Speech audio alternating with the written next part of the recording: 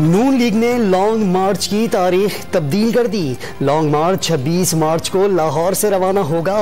क़यादत मरियम और हमजा शहबाज करेंगे। हुकूमत की मुज़ाकराती कमेटी की MQM के रहनुमाओं से मुलाकात। हुकूमती वफ्द की MQM से हिमायत जारी रखने की दरख्वास्त।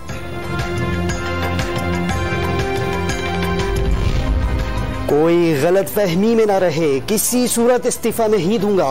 वजीर आजम इमरान खान का दो टोक मौक़िफ़। तहरीक अदम एतमाद नाकाम बनाने और NRO न देने का अज़्म।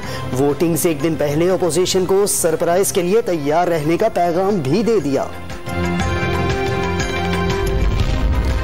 यौम पाकिस्तान पर ऐवान सदर में सिविल एजाज़ात तकसीम करने की तकरीब।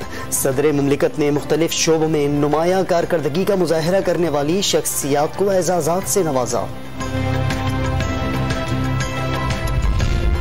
और कराची में शाहराह पाकिस्तान पर डकैती की बड़ी वारदात। डाकुओं ने पंजाब जाने वाले नोटों के हार बनाने वाले ताजिर से 1 करोड़ 15 लाख रुपए छीन लिए।